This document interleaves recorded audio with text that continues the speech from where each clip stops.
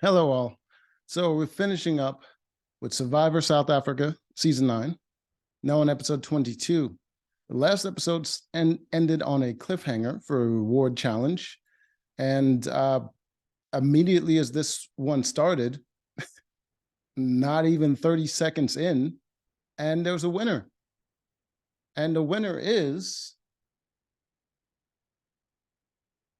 Shane and Marion.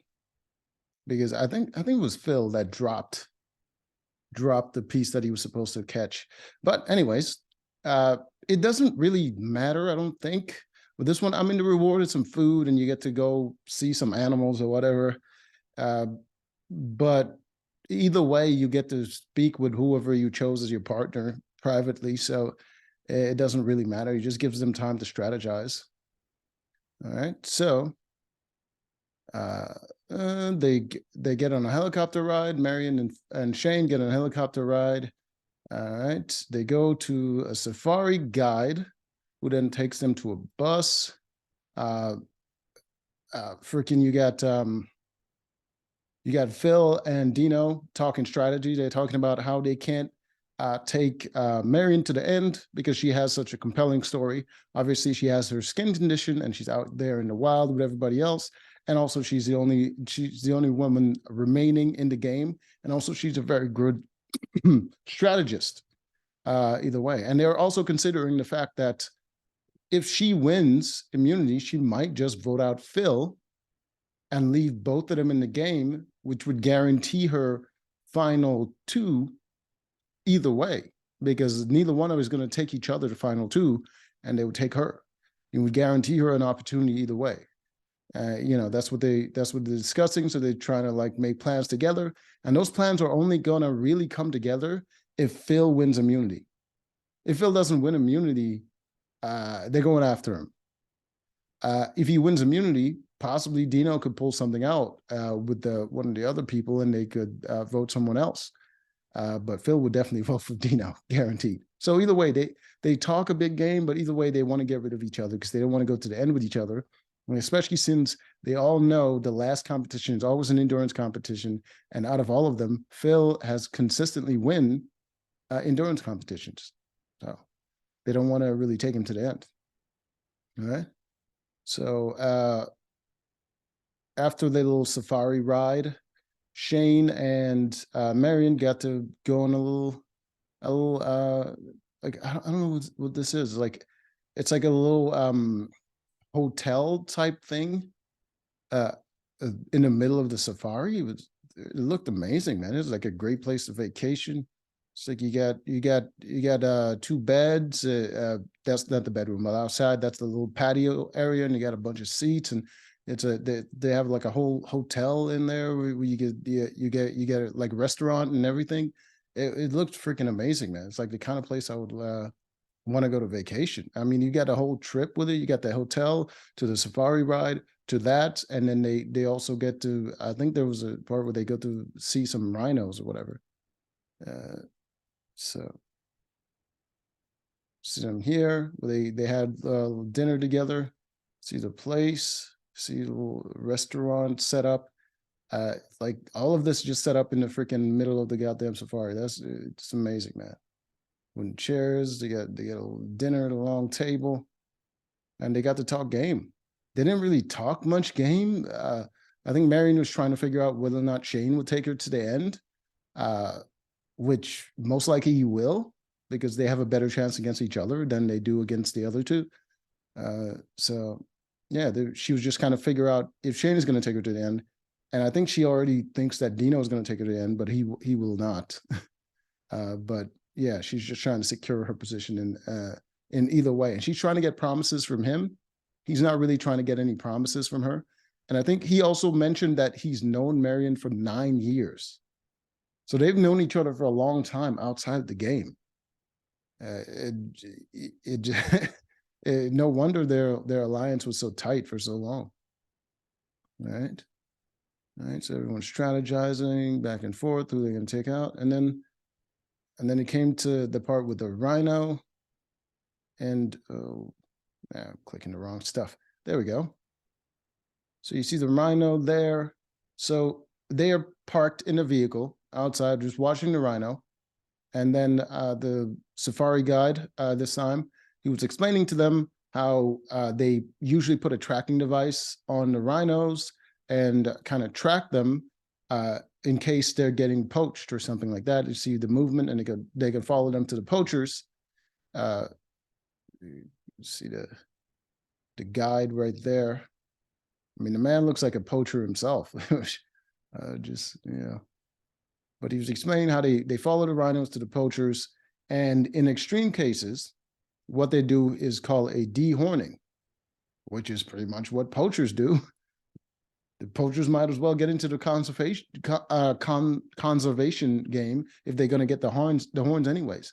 So what they do is a dehorning, where in extreme cases they would tranquilize the rhino and then remove the horn so the poachers don't have any incentive to kill them. But now they have the horn, just like the poachers wanted the horn, and you see that right there. You can see him taking aim with the tranquilizer, and he shot the dart right into the rhino. The other ones scatter, but this one was about to pass out. Yeah, man, it was some sad stuff, And then, it passed out, and they all got to kind of like touch the rhino, and the guy was explaining what they're going to do. All right, so you see the rhino all passed out right here, touching the rhino. So, and this part got a little weird, where Marion starts crying, and she's like, "Oh my God, I can't believe that there are people out there that would hurt these wonderful creatures and all this stuff." And she's like lost faith in humanity, and she's like, "Oh, the moments like these that made you realize that we are the problem," or some nonsense like I hate people when they do that nonsense. But is what part of human history where we've been warring for the whole time, where people are dying left and right, and we're like literally taking each other's lives, and the only reason we don't have war now is because, well, we still do, but the reason we don't have war on massive scale now is because the deterrent effect of it can get out of hand, and a lot of land and resources would be lost in the process, and even then there's still murderers and all kinds of people doing terrible things to other humans, much less the animals. And why do people feel like animals are somehow morally superior to us? You think a rhino wouldn't stomp a baby? Like, are you crazy? That's insane. You lose faith in humanity because people are poaching rhinos? Like, get out of here. You're dumb. You're dumb. I'm sorry. I have no sympathy for that kind of idiocy. You have no perspective on how terrible life actually is to be able to even say such an idiotic statement, that we are the problem because some people decide to poach rhinos. There's always going to be some people doing terrible things, but humanity is not to blame for the maligned few. All right, so so they got the rhino tranquilized, and the guy is kind of explaining what they do with the dehorning. It was that they have to cut close enough, but not too close where they don't do any nerve damage. But in order to remove the horn, and this part blew my mind, they had to use a chainsaw to make a smooth cut and like instant cut, so they don't really hurt the rhino too much. And you can see, little parts where they're like he's like marking. He has a marker in his hand, and he's going to mark where he's going to cut. I don't know how the rhino got these divots in his horn already. Like, it looks like someone was already trying to take a piece out of it. But yeah, so he's marking where he's going to cut, and the dude just takes a little chainsaw and he freaking cuts the rhino's horn off, and then just walks away, and the rhino's just there, missing a horn. It was the saddest thing I've ever seen. I think if the rhino had a choice, he'd be like, bro, just let nature take its course. Like, I mean, it's got to be like a status symbol. It's like removing my balls. Like, you just take the rhino's horn and just drive off, like, and think you did a good deed and you saved his life. He'd rather have his horn. It was humiliating and sad to see. But it's over, and we come to the next immunity challenge, and it looks like one that I've seen before. It's the multiple obstacle course in the middle, where you end with the, hold on, see if I can get a good image of it. All right, there we go. All right. That's usually the ones that they come to, like the Penn Ultimate like challenge or competition, whatever. So they're gonna start out on the side here. They're gonna run, and they're gonna have to collect a bunch of bags of puzzle pieces on each station. So there's different obstacles. You got a rope bridge here. I don't know what the hell this is. This one is like a balancing board, whatever. So they basically have to go through these different obstacles, and I think there's 6 of them. 1, 2, 3, 4, 5, 6. Yep, there's 6 of them. They have to get 6 bags of puzzle pieces, bring it back to their station, and then they're gonna assemble the puzzle. All right, at the puzzle station here. I don't know what the middle is. I think that's where the host goes. Okay, so that is the final challenge. And right away, the one in the lead is obviously Phil. Phil is beating them right away. He got all his puzzle pieces first. He got to the puzzle first.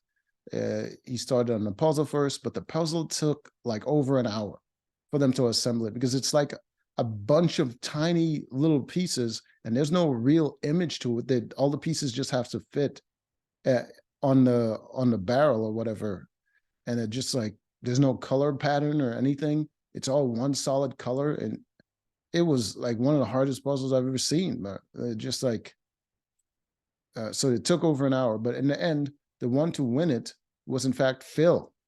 No, incorrect. It was Shane. Sorry. All right, so you can see the puzzle pieces here. You can see this is Shane's. He finished it. And you can see it looks like big solid pieces, but it's actually tiny little clumped together small pieces all made together to make these shapes. Like it's very small. Like the pieces are very small. Like even this piece right here, you can break up into at least like 5 different pieces. So it's a very difficult puzzle, but in the end, it's supposed to look like this. And Shane was the one to win. All right. So Shane wins immunity, and I'm like, oh, that's a good close-up of it. There we go. All right. So you can see this is a close-up of the puzzle pieces. Look how tiny these pieces are. You have to all fit together in this pattern right here. Oh, there's a pattern on it where you can recognize the lines, but still, like the parts in the middle, that's still going to take a long time. So, yeah. So, but that's what it is. All right. So Shane wins, and I mean, I don't expect any sort of tension. I mean, it's going to be Phil. They're going to vote out Phil, so that's what I expect. They get back to the tribe, and Phil and Dino made a plan. Phil said, we got to get Marion out.